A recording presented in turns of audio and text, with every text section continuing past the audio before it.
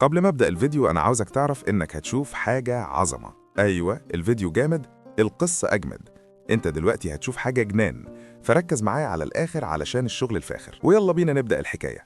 ده هو هارتو، عيل صغير أبوه بيتنقل من المدينة اللي عايشين فيها، وعلشان كده بيودع حبيبته. أي نعم، كان لسه عنده 10 سنين، بس عمل اللي أنت مش عارف تعمله يا صديقي.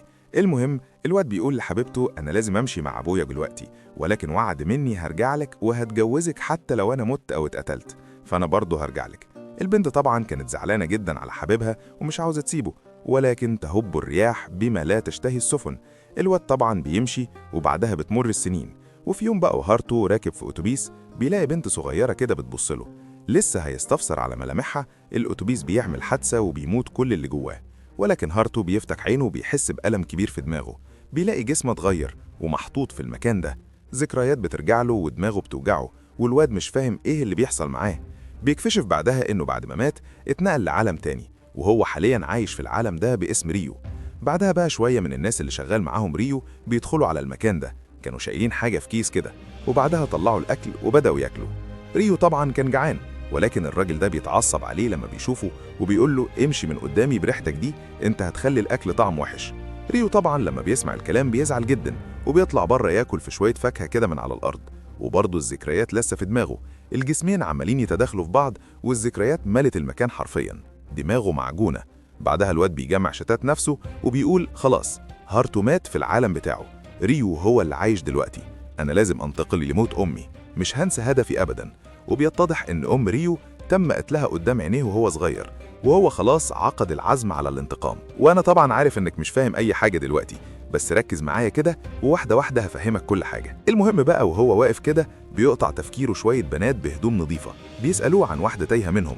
ريو بيقول لهم إن هو ما شافش حاجة وما يعرفش البنت اللي هم بيدوروا عليها. البنات دول ما بيصدقوش كلامه وبيفضلوا يشتموا فيه. بس البنت ام شعر ابيض دي بتدخل على ريو كده بكل رقة، بتقول له انا اسفة لو اخواتي شتموك، هم بس متعصبين علشان اختهم تايهة، هحتاج منك شوية معلومات كده. ريو طبعا بيعجبه طريقتها وبيقول لها تمام، وبيحكي لها على كل التفاصيل اللي هي عايزاها. سيليا بعدها بقى بتستخدم قوتها السحرية علشان تدور بيها على مكان أختهم، ولكن ما بتلاقيش طاقتها السحرية ظاهرة. بالعكس، بتكتشف إن الوحيد في المنطقة ديت اللي عنده طاقة سحرية زيهم هو ريو، وما كانتش عارفة هي عنده إزاي، بس ما علينا يعني. المهم، بعدها بقى سيليا بتكافئه على المعلومات اللي أخدتها منه، وبتديله كيس كده مليان فلوس. بتستأذن بعدها وتمشي، البنات بيمشوا معاها. بعدها ريو بقى بيفتح الفلوس وبيتصدم، ده إيه كل ده؟ أنا لازم أخبيهم قبل ما حد يشوفهم بسرعة. بيربطهم في رقبته كده وبيجري بسرعة على الكوخ علشان يرجع لشغله. أول لما بيفتح الباب بيلاقي واحد بيديله واحدة في صدره كده بتجيبه على الأرض، بس الحمد لله الضربة ديت في الكيس اللي أخده من شوية، وريو لسه عايش. المجرم بعدها بقى بيتضايق علشان ما ماتش، وبيروح عليه علشان يقتله.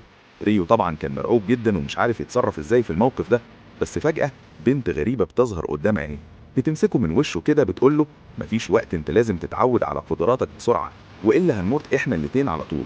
ريو بيفهم الكلام بتاعها وهوبا اتحول لهارتو. الذكريات في العالم الاول بتاعه دخلت هنا، ومهاراته القتالية العالية خلته يمسك المجرم يكسر دماغه. وبعد ما بيهزمه بيلاقي الكيس ده بيتحرك جنبه، بيروح علشان يشوف ايه اللي فيه. ايوه، ده فيه البنت اللي كانت البنات بيدوروا عليها. صاحية مرعوبة جدا وبتقول لريو بالله عليك وديني القلعة، بابا هيكافئك لو وصلتني هناك. الواد لسه ملحقش يرد عليها، وبيلاقيها اغمى عليها بعد ما شافت كل المقتولين دول. على طول بقى بياخدها على كتفه وبيدور على البنات فعلا علشان يديها لهم. فعلا بيشوفوه، ولكن البنت دي بتجري عليه بسرعة جدا، وهوب بتديله بالقلم. بتقول له احنا سألناك من شوية عليها وأنكرت، انت دلوقتي بقى شايلها يا حرامي وخاطفها، ابعد ايدك عنها ما تلمسهاش تاني. ريو بيحاول يفهمها بس البنت مصممة على قرارها، وإن هو الحرامي اللي خطفها. وقتها ريو بيتعصب وبيبعد ايديها عنه. القائدة اللي معاهم بقى بترفع سيفها عليه وبتقول له احنا سألناكي عليها مرة، انت قلت معرفش، ولكن دلوقتي انت اللي جبتها لحد عندنا، احنا بعدها نحكم اذا كنت صادق او بريء، ولو كنت بريء هنكافئك. ريو بيقول لها طيب لو انا رفضت طلبك هتعملي ايه؟ القائدة قالت له ما تفهمنيش غلط، ده مش طلب، ده امر.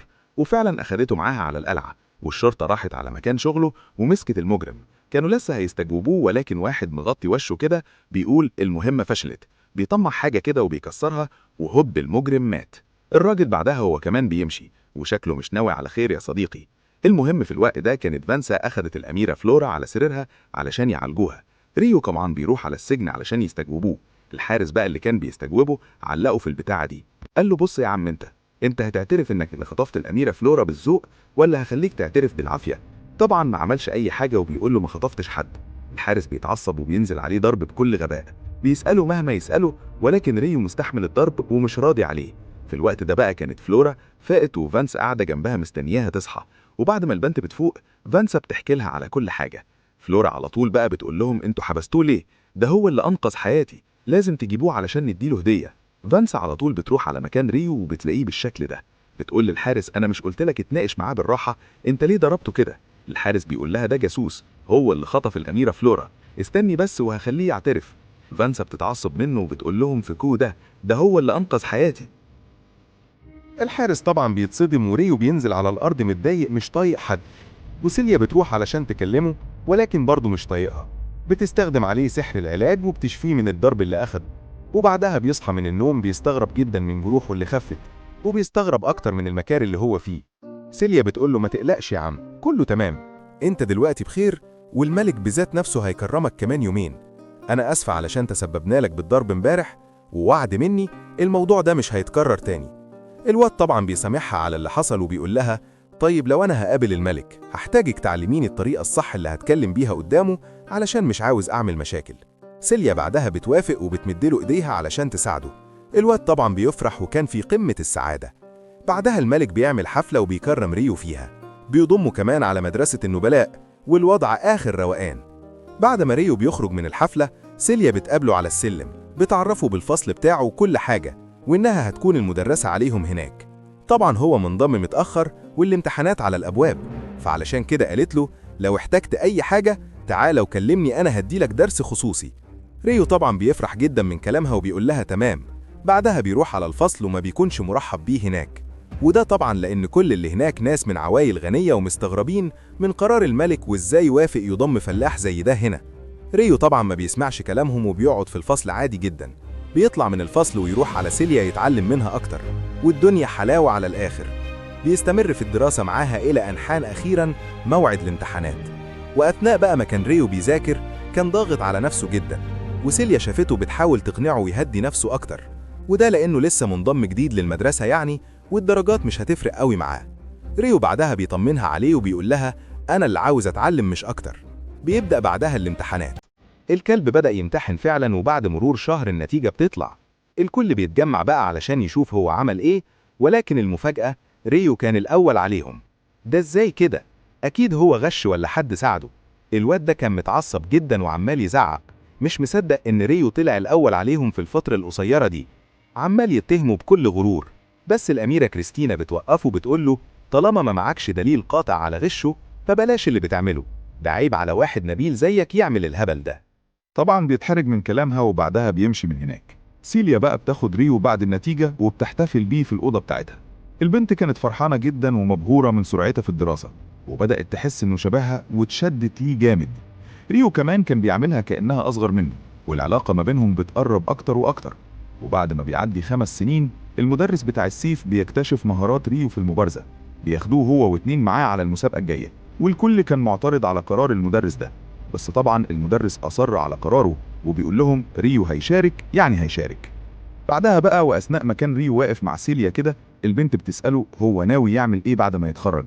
ريو في الأول بيسكت، ولكن بيعرفها إن هو هيمشي من البلد دي، وده لأنه عاوز يزور موطنه الأصلي اللي أمه كانت قالت له عليه وهو صغير. سيليا بعد ما بتعرف إن هو هيمشي وهيسيبها بتزعل جدا، ولكن ما بتبينش ده قدامه. المهم بقى بتعدي الأيام وبيجي أخيرا موعد البطولة، وفي البطولة دي 3 من الطلبة بيتحدوا 3 من الفرسان علشان يبينوا اللي اتعلموه الفترة اللي فاتت.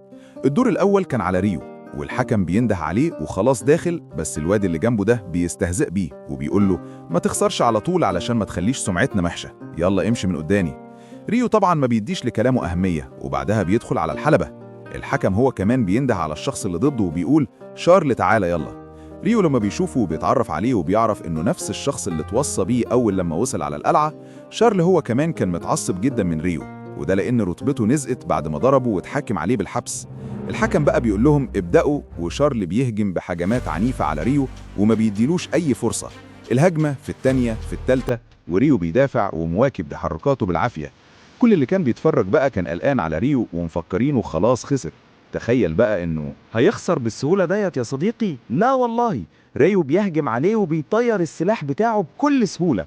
الحكم بيتصدم وبيعلن الفايز، وشارلي كان في نص هدومه بيقول للحكم: أنا بس اتسهلت معاه، اديني فرصة تانية ومش هرحمه، الواد ده استحالة هيكسبني. الحكم بعدها بيتعصب منه وبيقول له: شارلي لم مكسك، انت خسرت قدام الكل بعدل ولازم تعترف بالهزيمة حالا. شارلي اللي بيعترف بالهزيمة فعلا، وبعدها بيمشي من المكان. سيليا بقى والمدرس كانوا فرحانين جدا من ريو، والكل كان في قمة السعادة إلا الكلب ده. كان بالليل قاعد بيشرب علشان ينسى اللي حصل له. بيقول: الواد ده عامل شبه اليوم الأسود، كل لما بشوفه بتحرج واتهان ويحصل لي فيها كده، أنا ما عدتش عاوز أشوفه. الراجل اللي معاه بقى بيستغرب من كلامه وبيقول له: أنت شفته فين قبل كده؟ شكلك تعرفه من زمان. شارل بيقول له: فاكر من 5 سنين لما لاميرا فيورا كانت مخطوفة؟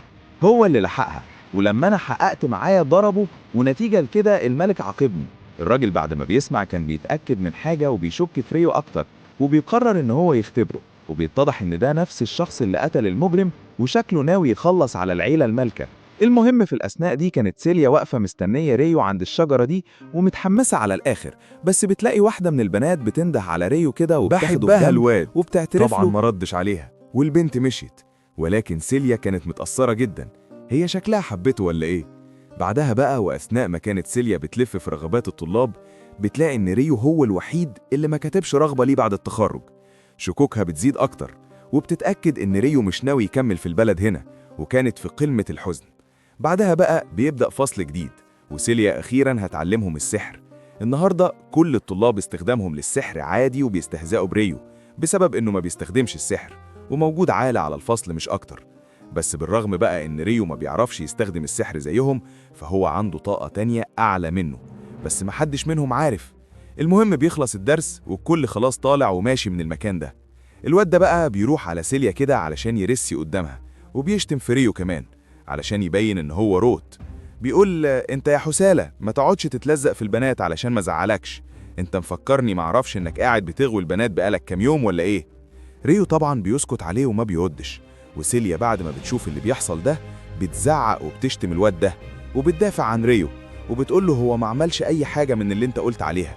الواد طبعا بيولع لما سيليا بتدافع عنه، ولكن ما بيقدرش يعمل حاجة، وبعدها بيمشي. تاني يوم بقى كان الطلاب عليهم مهمة استكشاف الغابة دي، ولازم يوصلوا لآخرها.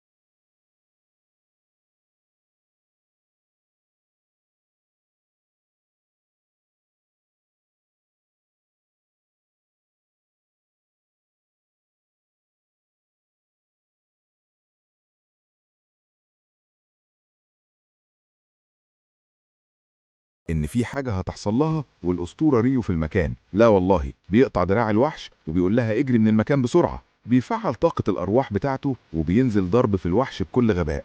فلورا كانت بتتفرج ومبهورة من القوة الأسطورية دي.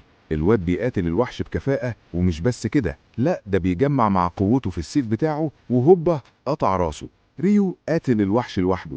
الطلاب هما كمان بيوصلوا على مكان فلورا. ريو بيشوفهم على طول وبيستخدم قوته وبيجري قبل ما حد يلحقه، ولكن كان الشخص ده شايفه. اتأكد فعلا من حقيقته. شكله ناويله على نية فواد يا صديقي. بس ما علينا دلوقتي. بعد انتهاء اليوم بقى ورجوع كل الطلاب على القلعة، كانت سيليا واخدة في ايديها شوية حاجات كده ورايحة تديها للملك. لسه هتخبط على الباب فبتسمع اسم ريو في الموضوع. بتركز وبتشوف هما بيتكلموا في ايه، وبيتضح ان عيلة ستيوارت رايحة للملك علشان تعرفه باللي حصل. الاب قال للملك ابني هو كان سبب المشاكل النهارده، انا بتأسف لك علشان اللي عمله، بس مش هسمح له بالعقاب ولازم نحط اللوم كله على ريو. الملك طبعا بعد ما بيسمع الكلام بيقلبها في دماغه وبيقول طالما هنحط اللوم على عيل من غير اصل فمش مشكلة، اهم حاجة ما نضعفش العيلة المالكة ونخسر عيلة ستيوارت. بيوافق طبعا على كلامه وبيقول له اعمل اللي انت عاوزه. طبعا ابو الخنزير ده بيفرح وبيضحك كده وشكله عارف هو هيعمل ايه. سيليا بقى على طول بعد ما بتسمع الكلام بتروح على المكتبة وكانت خايفة على ريو جدا. الوقت بعدها بيدخل عليها وهو متنكر كده علشان يودعها قبل ما يمشي. سيليا جريت عليه على الآخر وحضنته واتفقدت كل جسمه واتأكدت إن هو بخير. أول لما اطمنت عليه قعدته وبدأ يحكي لها كل اللي حصل. بعد ما بتعرف الحقيقة بتتعصب جدا ولكن ما بتكونش عارفة هتعمل إيه. ريو بقى هو كمان بيعرفها إنه مش هيعرف يفضل في البلد أكتر ولازم يهرب من هنا بأسرع وقت، ولكن علشان أنت أغلى حد عليا هنا جيت علشان أودعك. سيليا طبعا بتسمع الكلام ده وهي متأثرة جدا وبتقول له خد بالك من نفسك، هستنى رسايل منك تطمني دايما عليك بس ما تتأخرش عليا. الواد بيقول لها خلاص تمام، ولكن ابعت لك الرسايل باسم تاني هو هاروتو علشان محدش يشك في الموضوع، يلا سلام. سيليا على طول بتجري عليه وبتحضنه وبتقول له هستناك، وبعدها بيمشي. عينيها بقى كانت مليانة دموع ماسكاها بالعافية طبعا بعد ما غادر حبيبها البلاد، وبتفتكر كل ذكرياتها معاه زمان وكانت في قمة الحزن. ما تزعليش بقى سيليا، حقك عليها والله. وهنا تكون نهاية قصتنا. ما تنساش تقولي ايه رأيك في القصة بتاعت النهاردة في الكومنتات، وتصلي على النبي. وسلام سلام.